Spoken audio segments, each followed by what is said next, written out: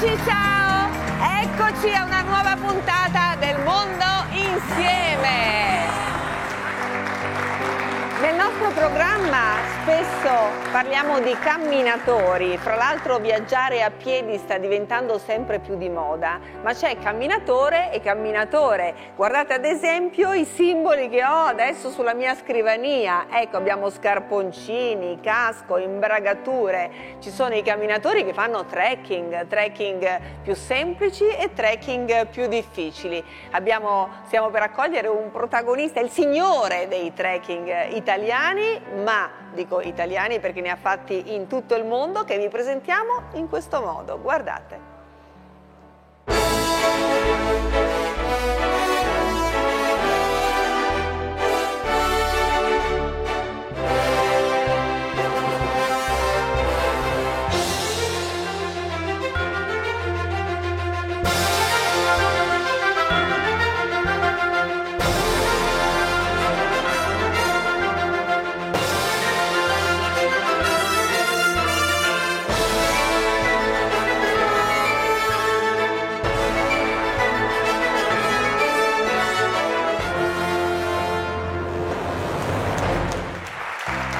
Insieme Andrea Cacciatori.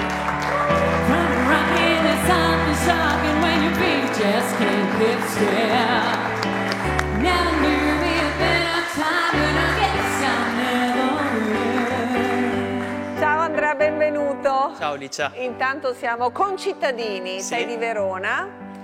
Io ho detto un grande camminatore, poi quando uno vede i tuoi video dice ma scusami, anche uno scalatore, ti sei arrampicato, cioè che cosa sei tu? Faccio per lo più trekking e ferrate. Però insomma ti arrampichi pure. Ma arrampico perché alcune sono belle esposte. Diciamo un po' che ragno sei. Sì. Un po' Spider-Man, avete visto che era lì appiccicato, no, alla roccia.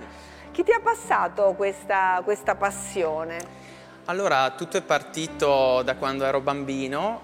Mio papà mi portava sulle Dolomiti tutti gli anni e, sai, inizialmente era ecco qua, che belli che siete. Sì. Papà, e poi chi c'è con te? Ma andavo con tutta la famiglia, mia sorella, così. Quindi lì abbiamo la tua sorellina. Esatto, sì.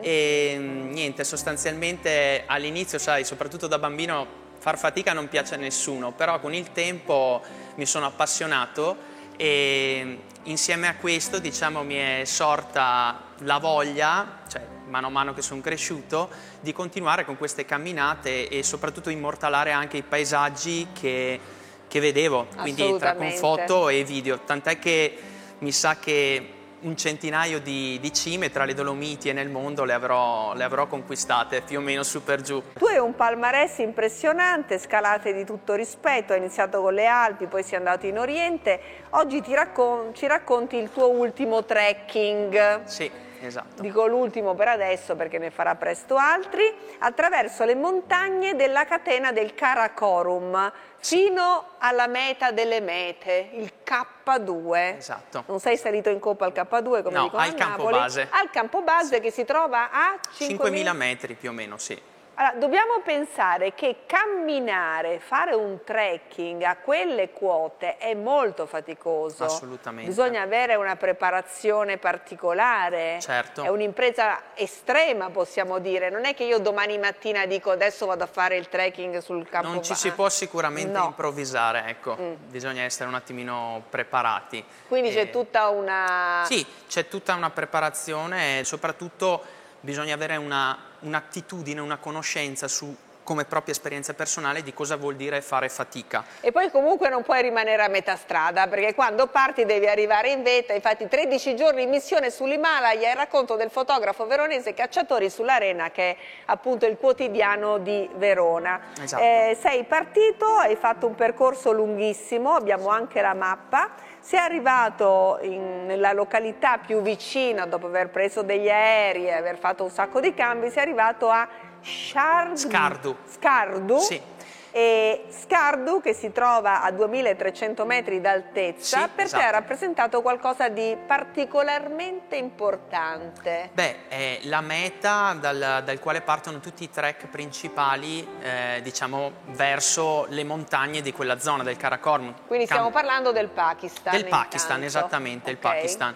E niente, sostanzialmente Skardu è una cittadina che mi ha passato emozioni, atmosfere pazzesche. Sicuramente una cosa che mi ricorderò per sempre è un tramonto spettacolare che ho visto a un deserto che sta a 2300 metri di quota. È incredibile vedere un deserto a quella quota.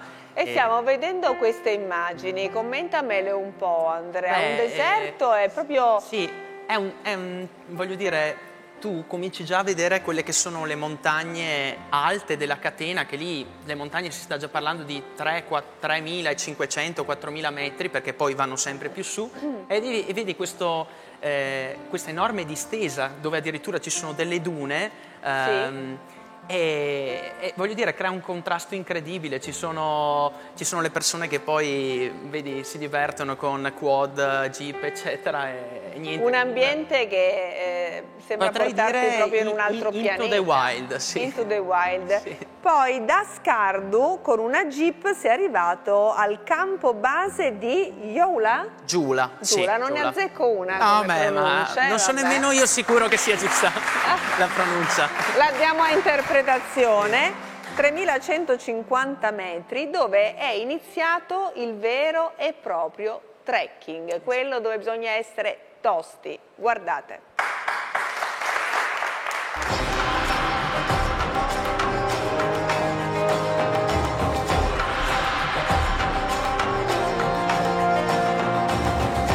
Tra sterrate, torrenti e gole saliamo sempre più su di quota, attraversando immensi altopiani.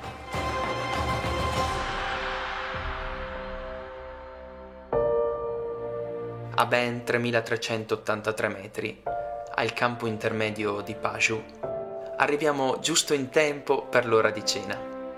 Oltre a essere delle indispensabili guide, scopriamo che gli Sherpa sono anche degli ottimi cuochi. Al campo incrociamo anche altre spedizioni. C'è sempre tempo per un po' di festa. Sleep well, guys.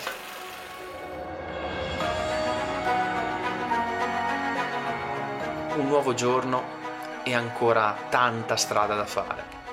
Davanti c'è il Baltoro Glacier, un ghiacciaio ben mimetizzato sotto una spessa coltre di sabbia e rocce.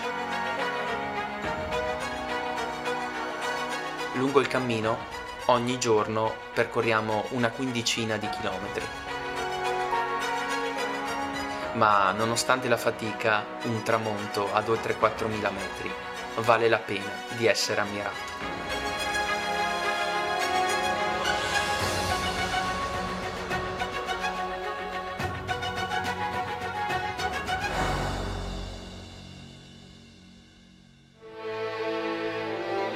Questa è una vigilia importante.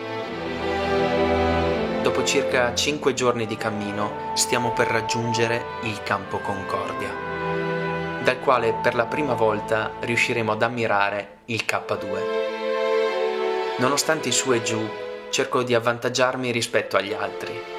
Voglio filmare i loro volti all'arrivo al campo. Yeah, cheers, man. Thank you. All'orizzonte, finalmente, il K2. It's something astonishing, guys. Something.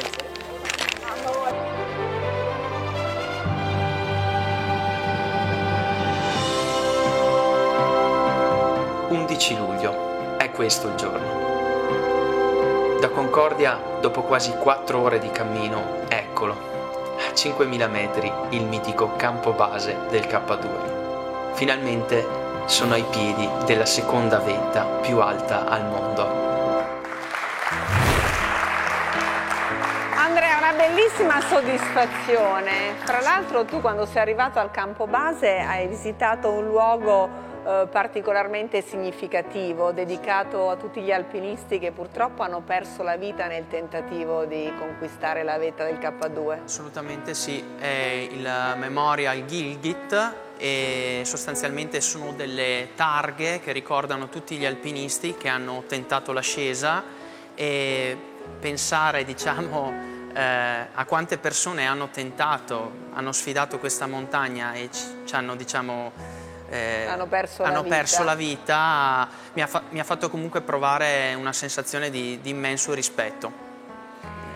Poi sareste dovuti tornare ed è successo qualcosa che ha cambiato i programmi, guardate. Le nuvole in cielo non promettono nulla di buono. Mi sveglio e, mettendo la testa fuori dalla tenda, trovo la neve che cade copiosa. Il morale tra i compagni è alto, eppure qualcosa nei piani sta cambiando. Avremmo dovuto continuare il trekking spingendoci sempre più su, ma sarebbe potuto diventare pericoloso. Nella tormenta dal campo base del K2 puntiamo a ritornare al Concordia. Un'attività non semplice su percorsi così tortuosi e ricchi di insidie.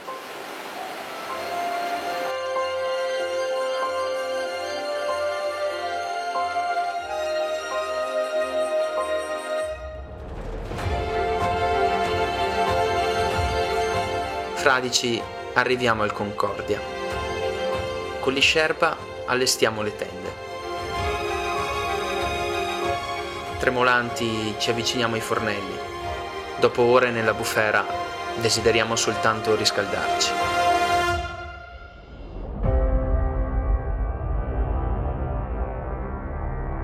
Dopo 2 notti qui ritorniamo in marcia.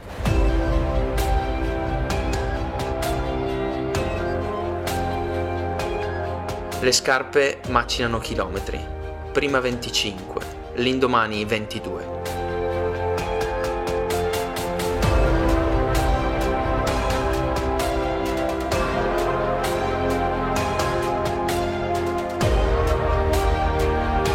Finalmente, tra le 1000 difficoltà, i dolci raggi del sole ritornano ad accarezzarci la pelle.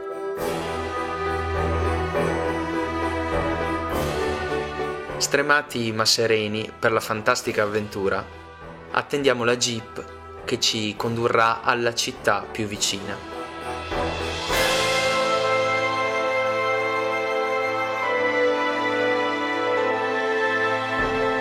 Ritorniamo alle nostre vite, ma credo che continueremo a sognare queste cime così imponenti.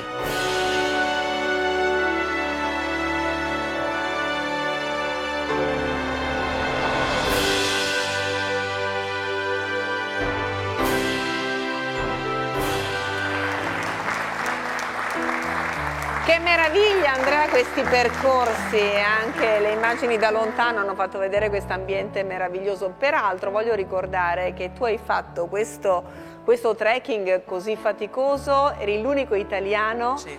quindi tutte persone straniere che Da non tutte conoscevi. parti del mondo, erano 8 nazionalità diverse per 13 persone. Avete affrontato un sacco di difficoltà e Abbastanza. questi trekking posso dire che insegnano l'importanza dell'unione? Assolutamente sì, perché naturalmente quando parti per queste cose qui sai che devi essere comunque preparato, e quindi comunque non devi essere un peso per gli altri, ma devi essere un aiuto per gli altri, non so come dire. È un insegnamento di vita, cioè È un insegnamento è come di una vita. cordata, si è tutti insieme. Non bastano scarponcini, attrezzature, caschi, ramponi.